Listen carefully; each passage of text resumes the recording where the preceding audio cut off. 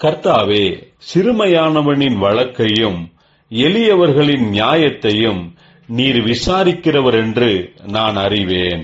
கர்த்தருக்குள் பிரியமானவர்களே, உங்கள் அனைவருக்கும் இனிய காலை வணக்கங்கள். இன்றைய வேதவசன தியானத்திற்கென்று நாம் தெரிந்தெடுத்திருக்கும் வேத பாகமானது 1 நாளாகமம் 22 அதிகாரம் 19 வசனம்.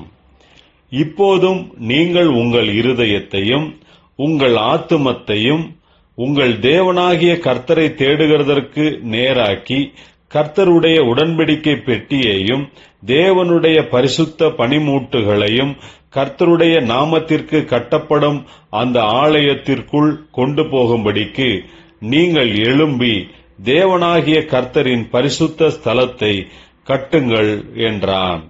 பிரியமானவர்களே, இன்றைய வேத தியானத்தின் தலைப்பு எல்லாரும் ஒன்றாக சேர்ந்து கட்டுவோம் என்பதே.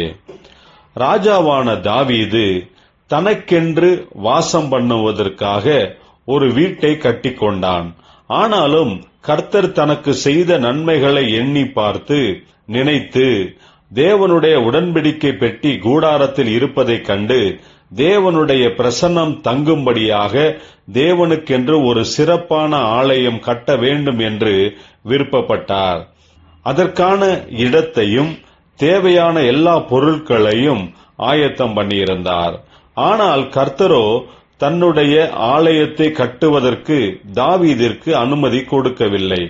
ஏனென்றால் அதிகமாக யுத்தங்களை நடப்பித்து தாவீதின் கைகள் இரத்தத்தினால் நிறைந்திருக்கிறது என்பதினால் தாவீதின் குமாரனான சாலமோன் காலத்தில் அவனை சுற்றிலும் நானே சமாதானத்தை கட்டளையிடுவேன், சாலமோன் தான் என்னுடைய ஆலயத்தை கட்டுவான் என்றார். தாவீது தன்னுடைய குமாரனை அழைத்து அவனிடத்தில், இது தேவனுடைய ஆலயத்தின் காரியத்திற்கு நான் சேகரித்து வைத்திருக்கும் அனைத்து பொருட்களையும் உலோகங்களையும் கொடுத்து ஆலோசனைகளையும் சொன்னார். அது மட்டுமல்லாது தன்னிடத்தில் இருந்த அனைத்து சேவகர்களுக்கும் தேசத்தின் ஜனங்களுக்கும், என்னுடைய மகனான சாலமோன் ஆலயத்தை கட்டுவதற்கு நீங்கள் அனைவரும் சாலமோனுடன் கூட நின்று ஒன்று சேர்ந்து தேவனுடைய ஆலயத்தை கட்டுவதற்காக அவனுக்கு எல்லா விதத்திலும் சகாயம் பண்ண வேண்டும் என்று கட்டளையிடுகிறார்.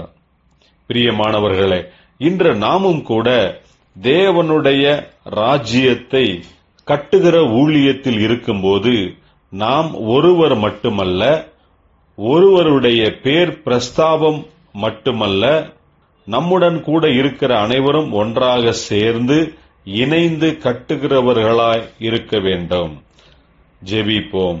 ஜீவனுள்ள தேவனே, உம்முடைய நாமத்தின் மகிமைக்கென்று நாங்கள் அனைவரும் ஒன்றாக இணைந்து உம்முடைய ராஜ்யத்தின் ஊழியங்களை நிறைவேற்ற கிருபை தாரும். இயேசு கிறிஸ்துவின் நாமத்தில் ஜெபிக்கிறோம் நல்ல பிதாவே, ஆமென்.